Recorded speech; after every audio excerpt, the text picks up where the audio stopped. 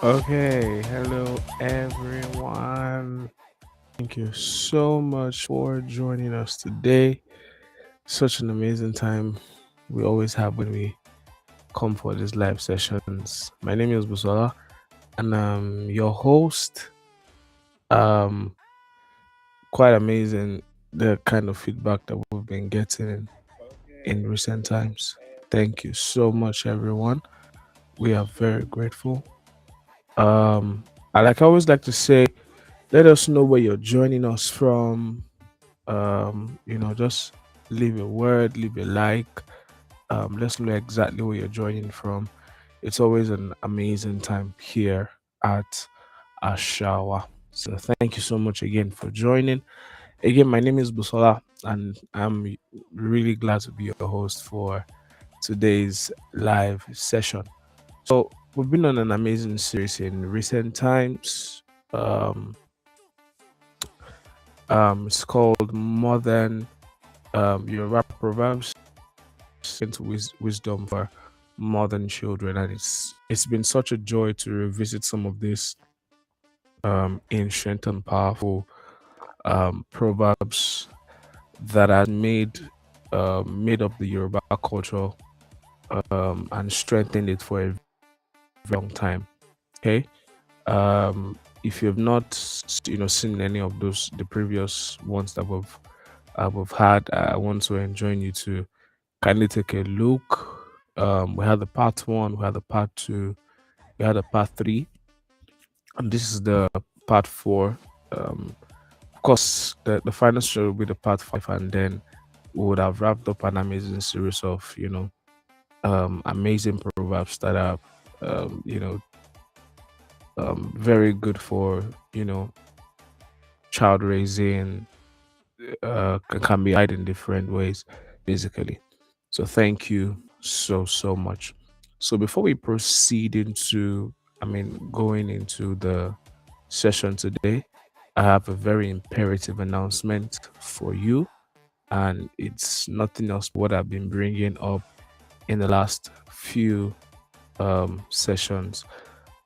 Here at Tayari.live, we're very committed to heritage language, and so as we speak right now, we're preparing for a Swahili camp, which should be from the 16th of August to the 20th of August 2026. And this Swahili camp is meant to happen at Opani in Diani. This is not the first one we've had. Amazing experience, something every child wants to experience. So um, you have it on your screen there. I'd like you to scan, just register. The camp is basically just 395, 399 dollars, and it's going to be 4 days, 5 days and 4 nights of camping experience, which for that amount, it's purely almost like a giveaway. All right. So yeah, it's going to be an amazing camp. Like I said, this will be happening in Upani, Indiana, in Kenya, and we're already preparing top gear. I'll be bringing, maybe at some point during the summary session, I'll be bringing us some of the live views of some of the ones that we've had in um, the previous years, so you could have a look and see what camp really looks like. It's always top notch, always top notch. So please, I want you to scan the QR code, be a part. If you have any questions, please feel free to reach out to me and or drop a comment in the comment section, or you can just check up on Tayari.live website. If you have any questions, you can email us. We would definitely be willing to pick to answer any questions that you may have about the Swahili campaign. And let's also note that the one for Yoruba will be happening anytime soon. This will most likely be happening in the summer of next year. But more information on that, I don't want to get ahead of myself regarding that yet. So thank you so much. Yeah, awesome. Um, so like I said the last time, um, I mean, it's been really, really awesome. So what I want to do, um, because I really think it's really good for, you know, strengthening is I want to um just quickly take us through some of the previous ones that we have had in the you know in the recent past. The proverbs. So proverbs are very, like I've said this ton and tons, and I think it's what's it called? It's worth repeating that these proverbs are not just um they are not just, how do I put them? Not just clever idioms, but they house um wise lessons that you know helps us as both as parents, and of course as anyone who is catering to younger ones to communicate wisdom. But I think more importantly, it's that part where you know i- this is not just a this is not just uh, you know random learning wisdom, right? It is that in partnership with the wisdom that is communicated, is that there's also the opportunity as well to, for example, for a diaspora parent, there's also the opportunity now for your child to also now begin to learn the language, right? And this is really one of the things that we stand for at Tayari.live is we want, we desire, all right, and it's the challenge that we are out to to solve. Um, we see a future where when people even travel, leave their native homes, um, they are connected to their heritage. And we know that language plays a heavy role in helping people to connect, as much as that's not the only thing that helps in connection, but it plays a heavy role in helping people to connect back to their heritage. So I just run us through some of the ones that we have had in the recent past, and therefore we jump into the newer ones that we have for today. So we have Omoni de Inde Tobadale Omoni Omoni de Lashained Dale, which means children are prestigious, children are brass, children care for the house when parents are old. So in Yoruba culture, children represent pride, wealth, and continuity. This proverb emphasizes that a child is not a burden, but a blessing who will ensure the family's legacy and care for parents in their old age. Now, what does this mean for families? It means this challenges the Western narrative that children are costly. Raising your child in their heritage language makes them a bridge between two worlds, a living legacy of your ancestral wisdom. So that's that about that. I think that's very important that everyone should know. All right. I like to leave mention that, I mean, if you're joining us, please leave a comment. Let's know exactly where you're joining in from. I like to always acknowledge people. Um, I think it's not to be taken for granted when you join for sessions like this. So the second one that we have treated in the past, it says Ofe Iruboju, Ofomore Rokpo, Ojo Abaku, Omeni Lafin, Wolede Eni. I'll take that one more time. Inoku, Ofe Iruboju, Ogedeku, Ofomore Rokpo, Ojo Abaku, Omeni Ni Wolede Eni. Right? So what it literally means is when fire dies, ashes replace it. When the banana tree dies, its young ones grow in its place. When one dies, its one's children who in her house. It's just a meditation, generational continuity, and the cyclic nature of life in Yoruba philosophy. The Proverbs teaches that life flows rather from one generation to the next. Thing truly ends. It trans. This proverb basically frames raising bilingual children as an act of immortality. So your children carry forward your language, your story, your values, and ensures your heritage does not die but lives on through them. Again, I like to always say this, that I like it when you can leave your own comments. Let's know what you think. Let's know exactly what you think about some of these things. You think they're just sentimental or they truly hold some real value. Now, this one says ọmọ tí a kò kọ́ tán, ọmọ tí a kò kọ́ tó ni yóò gbélé tí a kọ́ tà. Ọmọ tí a kò kọ́ tó ni yóò gbélé tí a kọ́ tà. Means a child not properly trained will sell a house built by their parents. So training a child in discipline, values, and character is essential. Without proper upbringing, a child may squander and destroy what parents built, whether material wealth or cultural legacy. For diaspora parents, this speaks to the urgency of teaching your child the heritage, language, and values now. The house you build, the house you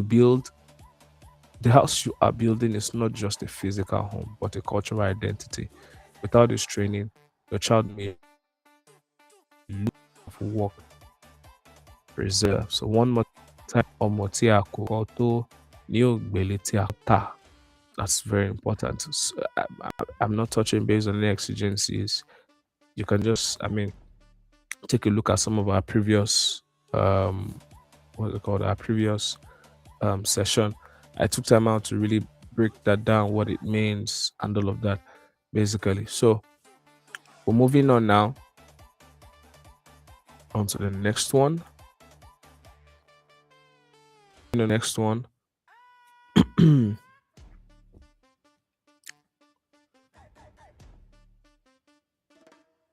Okay, so this one says ọmọdé gbọ́gbò, àgbà gbọ́gbò, bí àbá kò bá wá, ìlú kò lè ní ọgbọ́n. Ọmọdé gbọ́gbò, àgbà gbọ́gbò, bí àbá kò bá wá, bí àgbà kò bá wá, ìlú lè lọ́gbọ́n. Now, what that means is a child hears and the other hears. If there's no elder, the town will not become wise. Wisdom comes from the presence and guidance of elders, while children can learn by listening without elders to teach them a community's, direction and direct knowledge. Now, this proverb addresses, diaspora crisis directly without active connection to elders and heritage language speakers. The child loses the wisdom teachers. The child loses the wisdom teachers who embodied, your culture. It emphasizes the critical role of grandparents, aunts, uncles, and cultural elders in language transmission. Very imperative. All right, so the next one says that ilé là ń wò tó sọmọ lórúkọ. Ilé là ń wò kí a tó sọ ọmọ lórúkọ. This simply just means one must examine the family background before naming a child.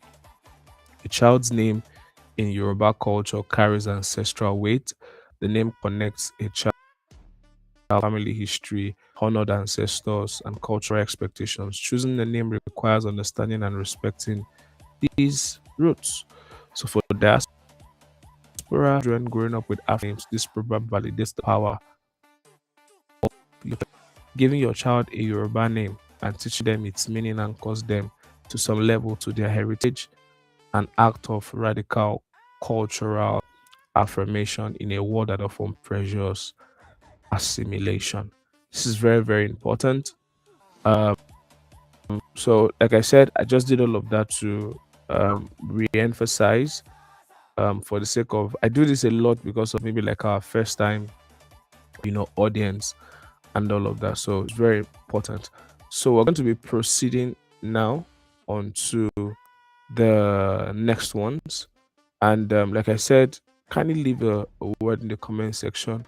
Let me know what you think about some of these proverbs. Like I said, let's know Do you think that they are sentimental? Do you think it truly holds any um, cultural value and all of that?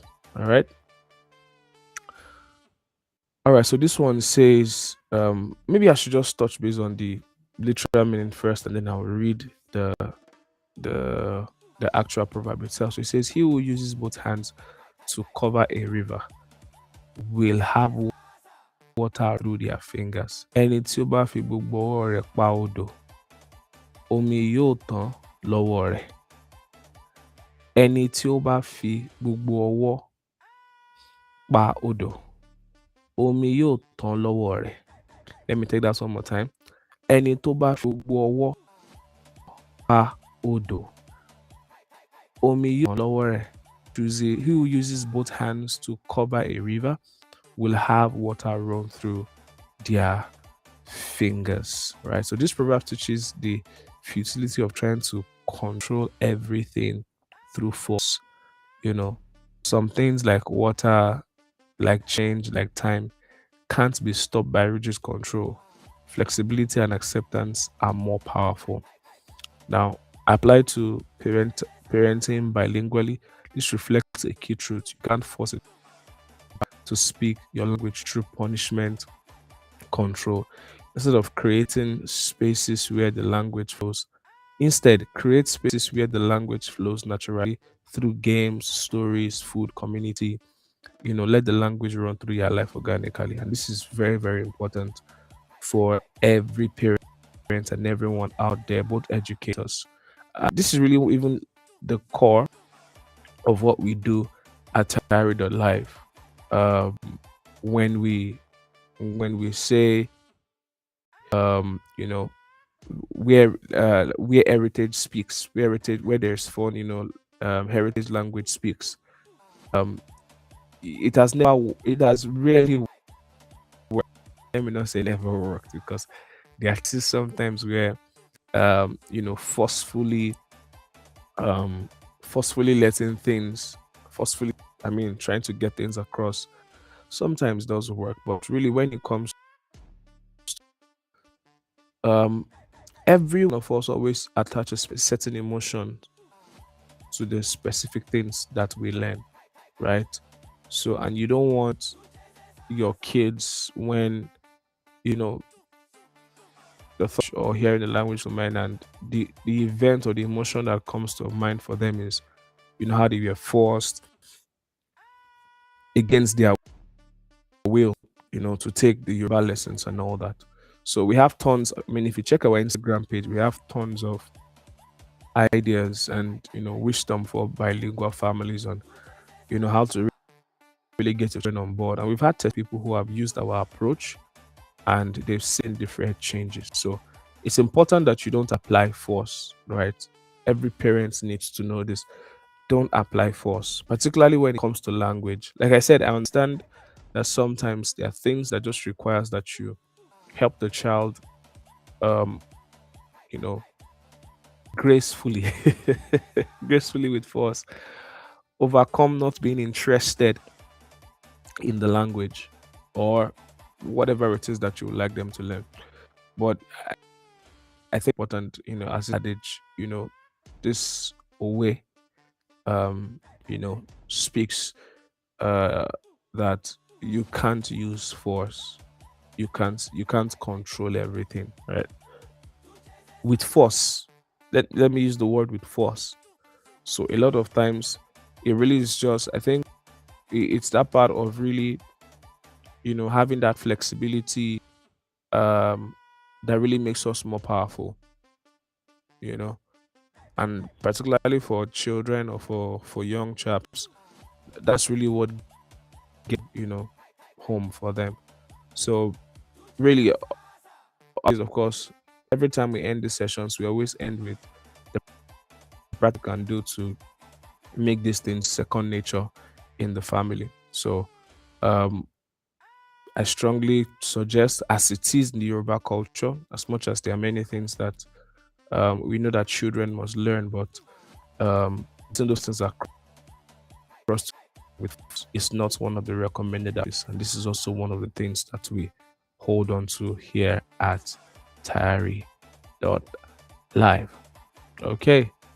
All right. So let's proceed.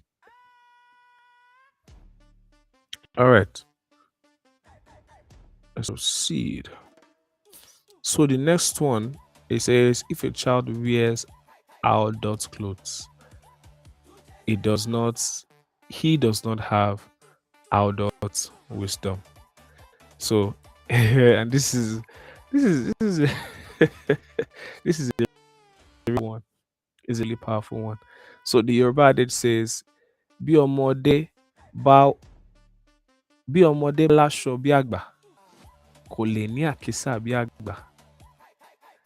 Bí ọmọdé bá láṣọ bí àgbà, kò lè ní àkísà bí àgbà." Let me take it one more time. Bí ọmọdé bá láṣọ bí àgbà, kò lè ní àkísà bí àgbà.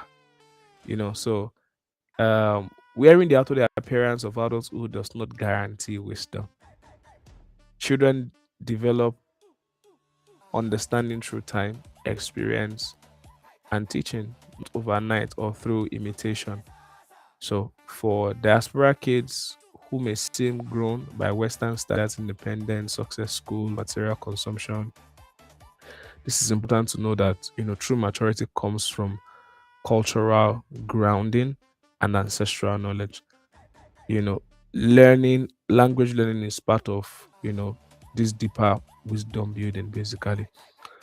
This is good, but I think one major thing that this really speaks to is the experience component of an elderly person.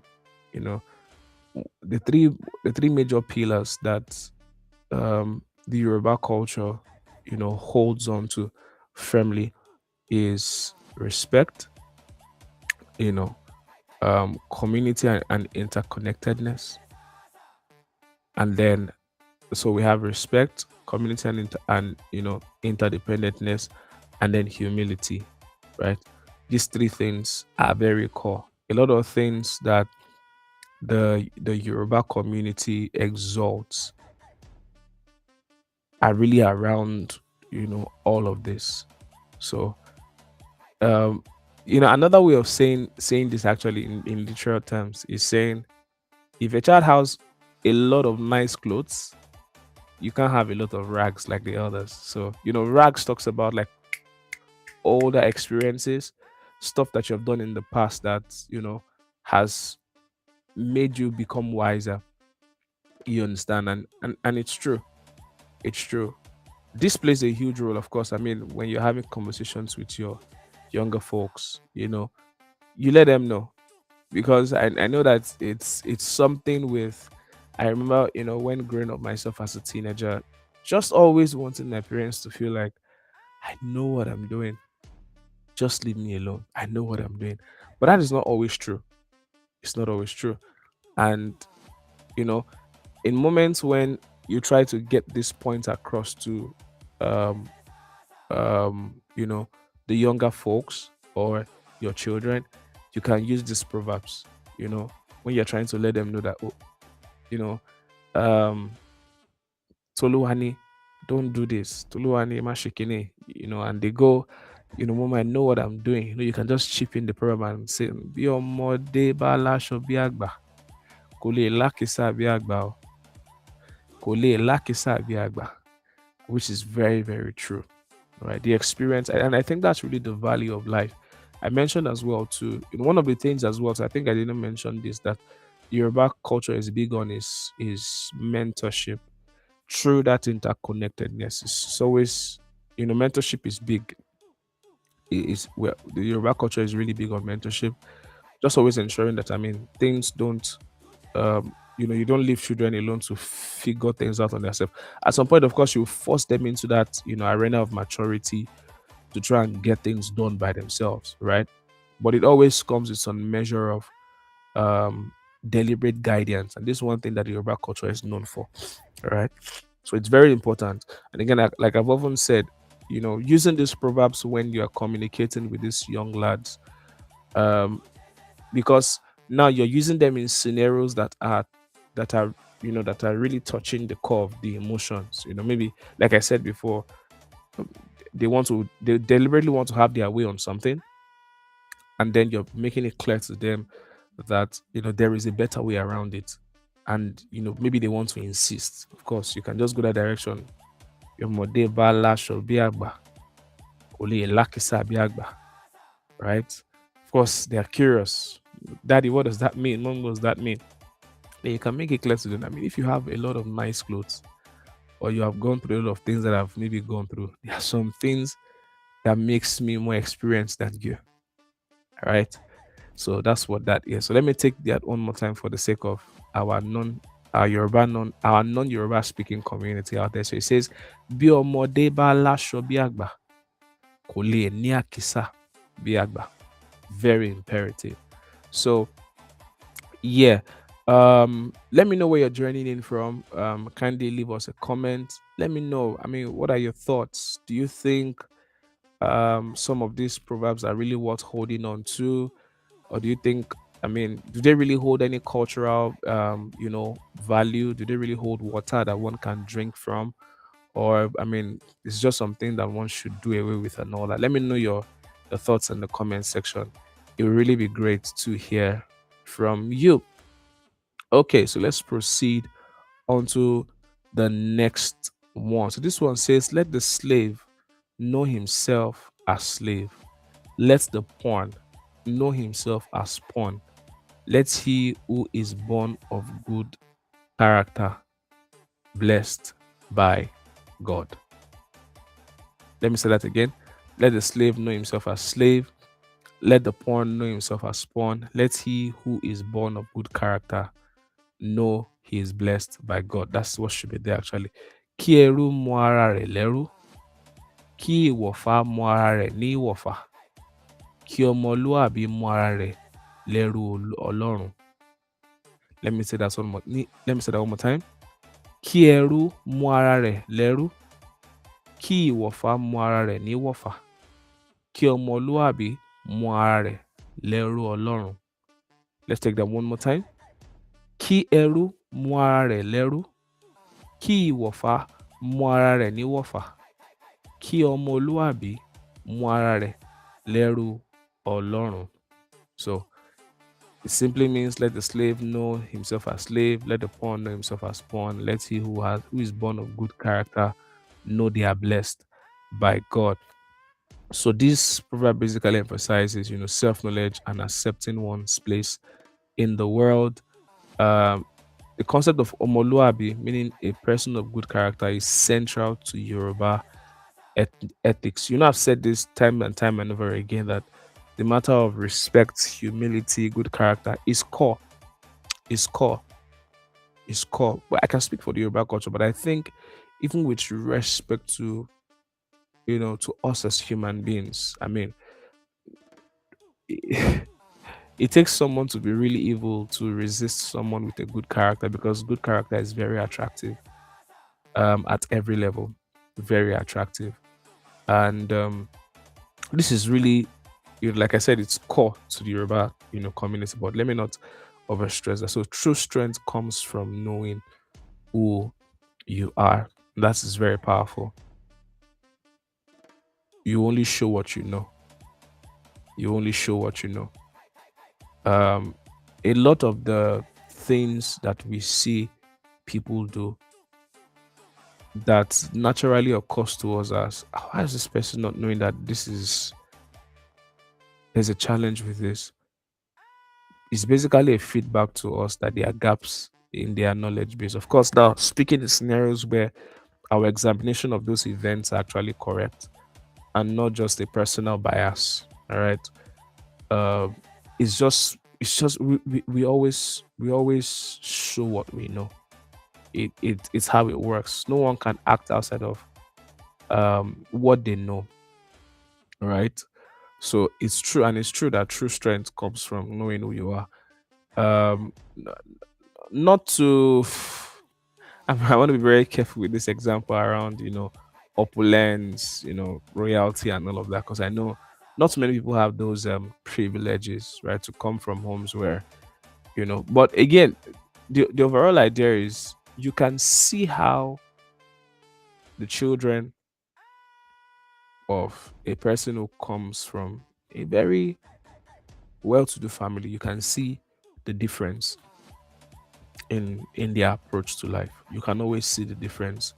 You can tell. There's a courage, there's an approach they have to life, there's a confidence that they have, excuse me, that they have grown up with, that heavily informs, the way they approach life and everything that they do. Um, so I said all of that to mean, you know, it really is a blessing to have good character. Now, this particular way, it complements, um, you know, this one that says, charity begins at home. You know, um, yeah, because it's not as though good character, like one is naturally born with good character and all that. One has to be trained because ideally, I think it's more second nature for people to be. It's easier, um, more native for people to be inclined towards being selfish than actually displaying good character. And there's also a secondary exception where even when you see people of good character, it may not directly be because that's who they are, but maybe because there's something, some measure of benefits temporarily attached to it in that moment. All right. So, well, at the end of the day, it all boils down to, I mean, it's imperative that everyone, you know, should know who they really are. It's imperative because this will really inform how you act. There's certain things, of course, that are within my knowledge base, but I don't want to go into that direction right now. So let's just finish this up. It says that this speaks powerfully to diaspora children's identity struggles. So teaching them their heritage, language, and culture gives them this identity, a grounding in who they truly are beyond, Western consumer culture or racial marginalization rather, or racial marginalization. So, um, yeah, as much as for the sake of what we are doing right now, everything is really pointing more in the direction of ensuring that your kids know their roots as Nigerians. May them know say they be real Niger picking, right?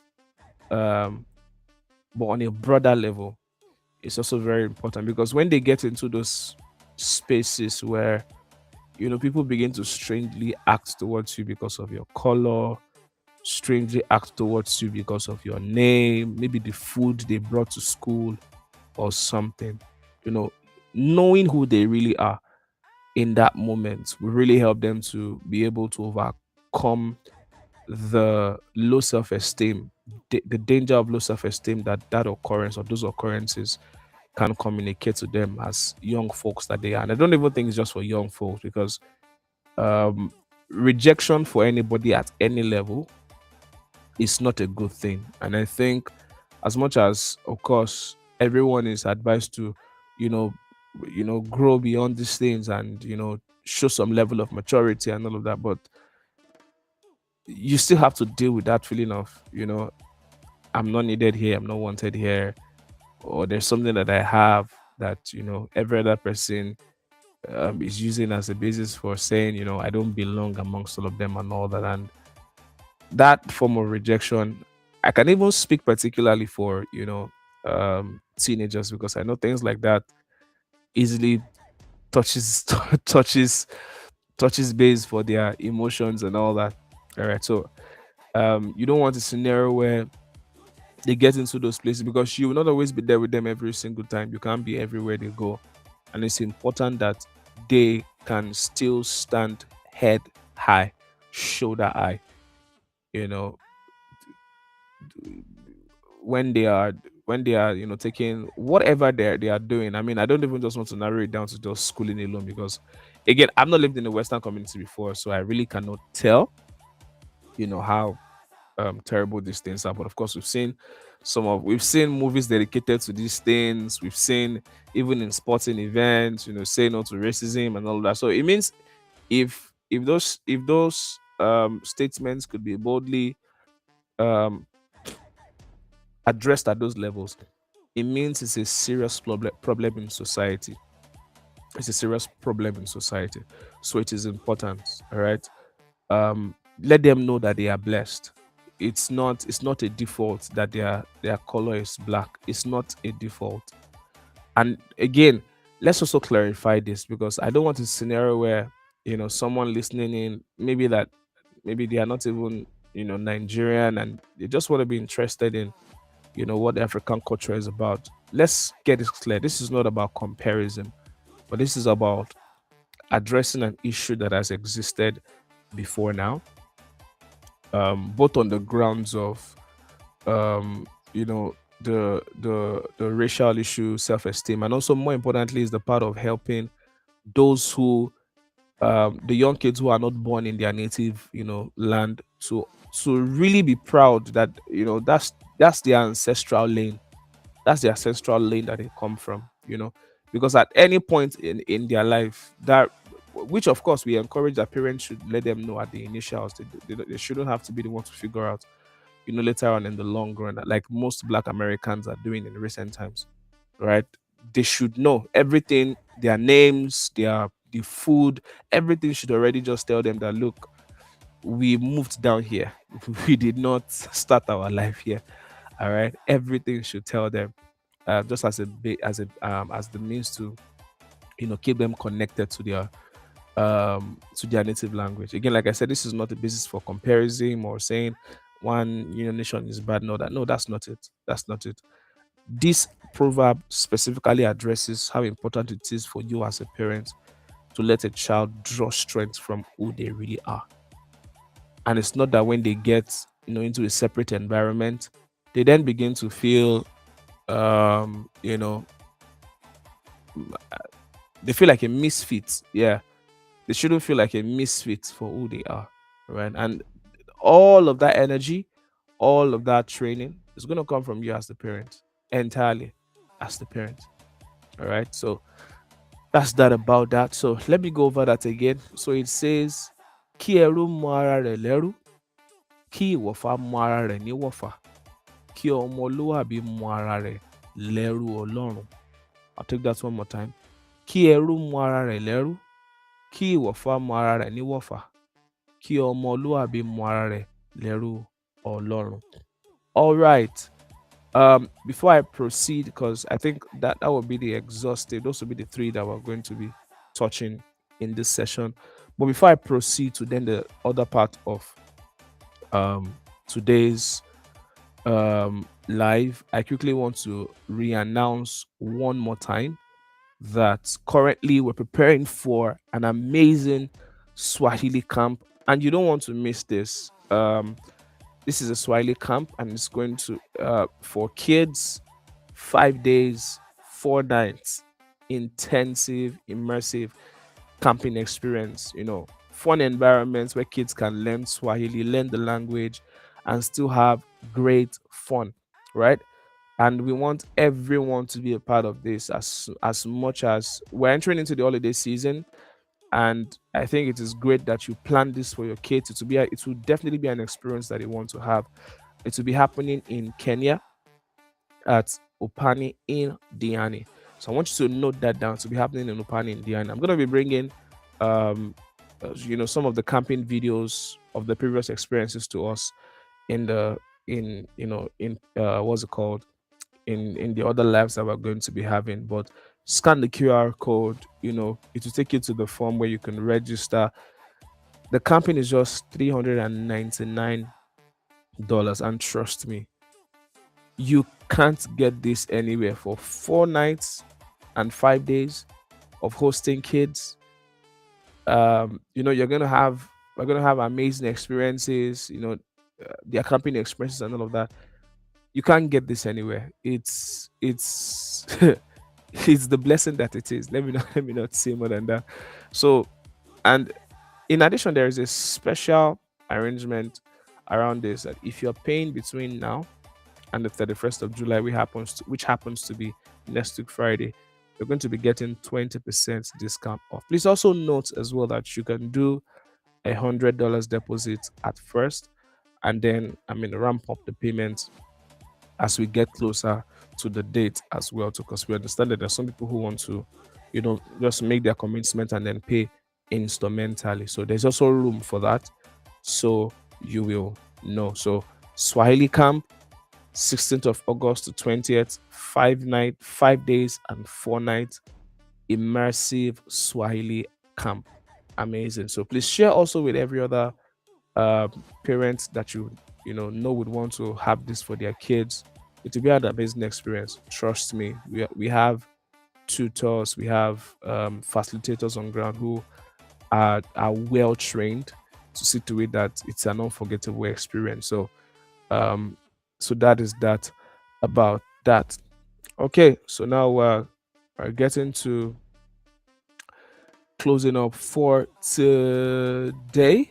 So I'll just run us through some of the dedicated approaches that this proverb must take. I touched on it tangentially initially um, when we started and making an example. So it's very important that when trying to get something new, particularly with respect to language and proverbs to kids, you find the best environment. So when I say the best environment, I mean opportunities, the regular opportunities in your day-to-day activities. Of course, the cheapest way, a lot of times, is the kind of songs you play, consistently using the language in the house and all of that, and much more. I mean, if you can check our Instagram page, there are exciting approaches that you can take already, littered across our page there that you can draw from to learn from. So, but the one I want to quickly walk you through right now is the ways in which you can bring this Yoruba, proverbs into your family life daily. So the first one is have the proverbs of the week. Um, have a proverbs of the week board, maybe something in your refrigerator or any other place that is a usual go-to for the entire family in the house. Have a proverb of the week. Just write one proverb on your kitchen board, whatever it is, every Sunday, and then challenge the family to spot real life moments where it applies for them. All right. Or maybe it could be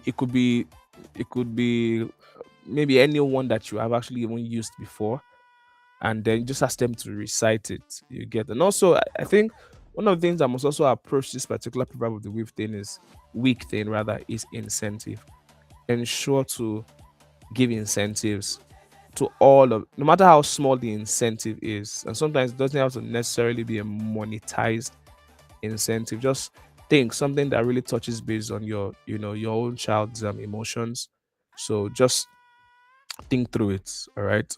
So that's that about that. So use a proverb of the week board. So I also mentioned that you can correct without the shouting. You can correct without the shouting. So turn behavioral hiccups into gentle reflections. So instead of reacting in frustration, for an example, the proverb that I mentioned the other time about bí ọmọdé bá láṣọ bí àgbà kò lè lákìsà bí àgbà, the one that addresses you know um no matter the level of experiences that you have as a young child, you can't be as experienced as an older person. All right.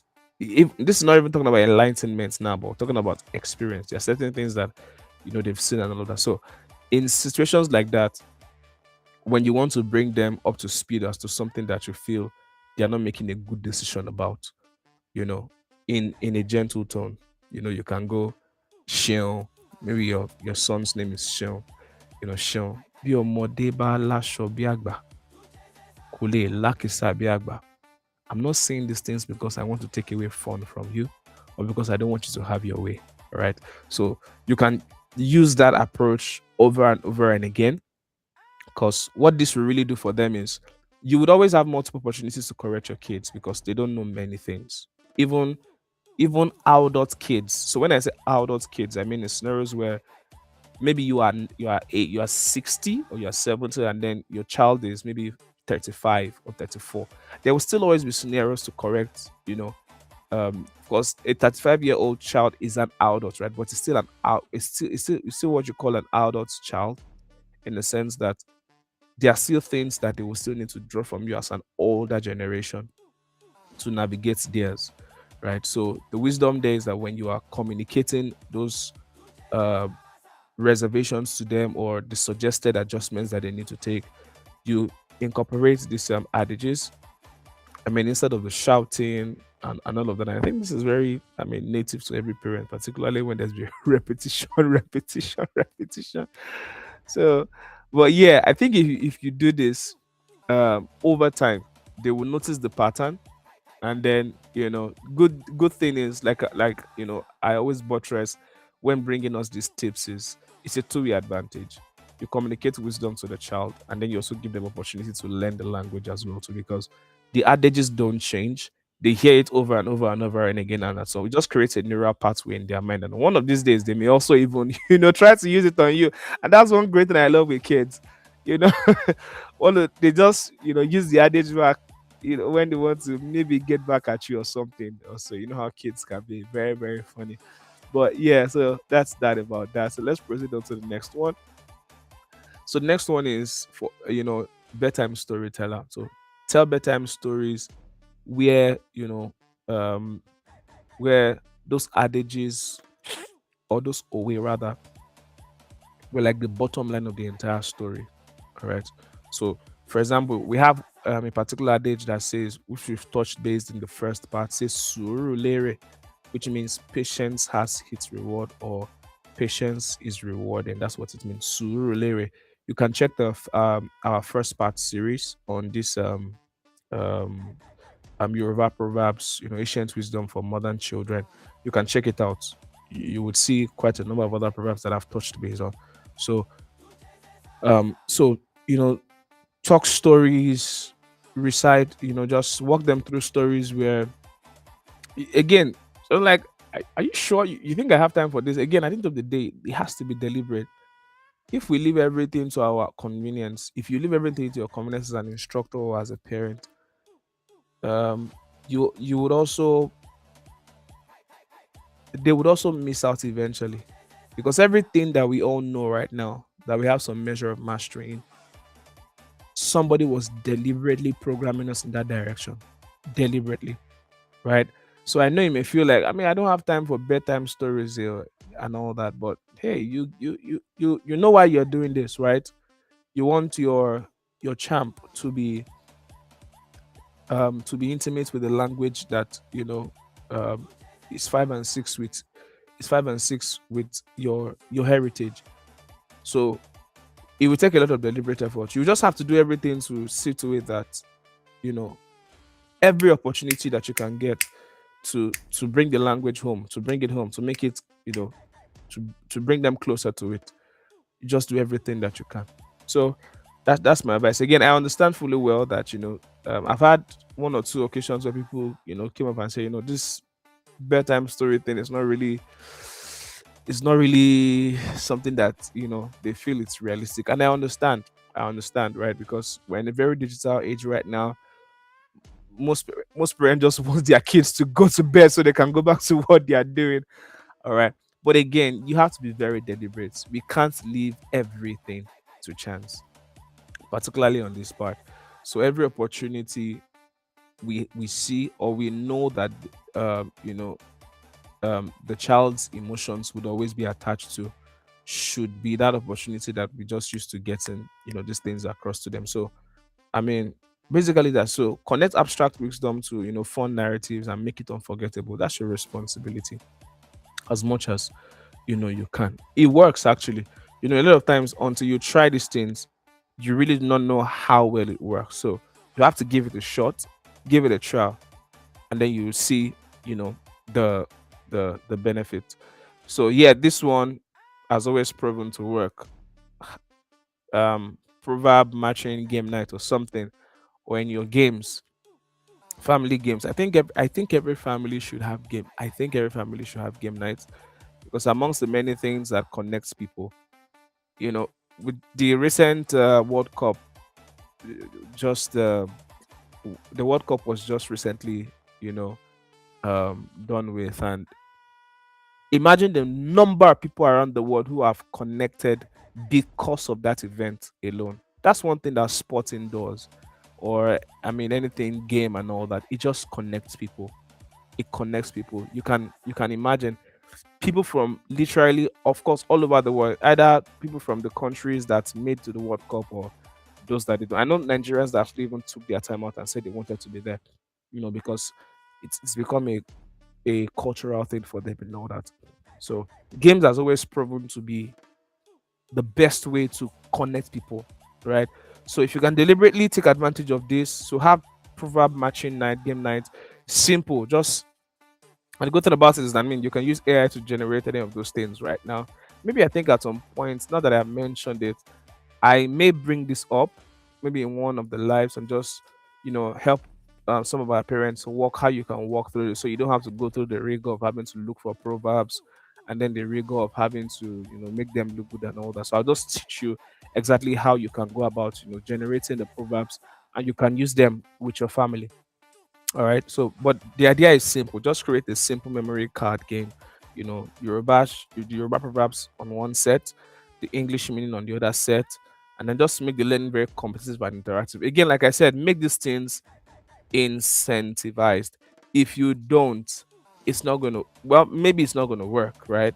But to a very large extent, um, people and of course children naturally gravitate towards things that have incentives, reward and all that. So you want to take advantage of that for your game nights to ensure that there are incentives, when it is gotten. And it's important that they are not shamed for their wrong pronunciation, because I think that's one important thing too that must happen. And when they are not pronouncing the words right, maybe for example, instead of saying surulere, they say something like surulere. You don't laugh and say, oh my goodness, you murdered that and all that. No, we don't do that. You don't laugh when they say they are surulere. You say, oh, you're almost there, and then you go suru, and then they go suru. You say suru, and they go suru. Of course, because I've been in scenarios like that when you're trying to walk people who don't have African intonation, and then trying to get them to speak a language. When you say suru, you see that energy like suru, you know, can be very comical sometimes. But again, as much as possible, you don't want to laugh at them when they are making that attempt to speak. So, and then over and over and again, I want to believe that the gaming and the repetition and all that will eventually help it, to stick. And then the final thing is, allow them to have, um, you know, a gratitude or action journal. This doesn't have to be a book. Now that everything has been democratized with, digitization and devices and all that, so you can also encourage them to have things like that. There's a particular proverb that says, "Omotoba wowowe abag majel," which simply means that any child who knows, who develops maturity and good character, will always sit at tables of opportunities. Omotoba wowewe, omotoba mowewe, abagba gem. All right, so it is important for something like that. They can have it documented down so that it just stays with them as a live lesson over and over and again. All right. Again, like I said, all of these things, the guarantee behind them working is that for you as a parent, you are extremely deliberate. You want to see them move from just um having a vague idea that, oh, okay, I'm a Nigerian or I'm Yoruba, to actually then start beginning to start feel it, right? Using the language, hearing you speak it over and over and again, correcting them with these proverbs, helping them gain perspective with the proverbs, just incorporating it as a as a composite in your communication with them. And it's just a matter of time. It's just a matter of time. They will catch up. Okay, awesome, awesome, awesome. We've touched base on quite a lot of useful things, which have actually been repeated over and over. And this is deliberate because at Tayari.live, we believe that repetition strengthens memory.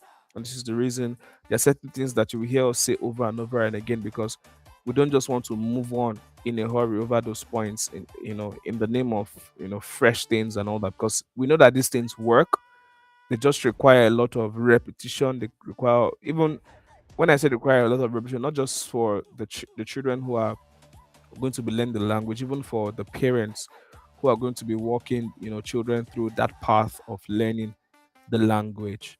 So yeah, thank you so much for joining in today. My name is Busola. It's really been an honor hosting you. So one more time, don't forget the Swahili camp will be happening from the 16th of August to the 20th. We want to see everyone there. Everyone, trust me, we want to see everyone because we're prepared. We want this to really be a life changing experience. So, like I said before, my name is Busola, and it's truly been an honor hosting you. This is Àṣà Wa, and we're going to be doing this time and time and again. This is the part four of a five part series. Pardon me, a five-part series of um, Yoruba Proverbs. Modern ancient wisdom for modern children and parenting. And we have been going through. We've had part one, we've had part two, we've had part three. This is the part four, and just be on the lookout. The part five will be coming up. Anytime soon. Amazing resources that we're putting together to aid you as parents, instructors, and guardians of children who are in diaspora, or even the native language, in the home country that you're living in currently, because our research has expanded to giving us bird's eye view on knowing that even parents who are parenting kids in the native country are already even exchanging their language for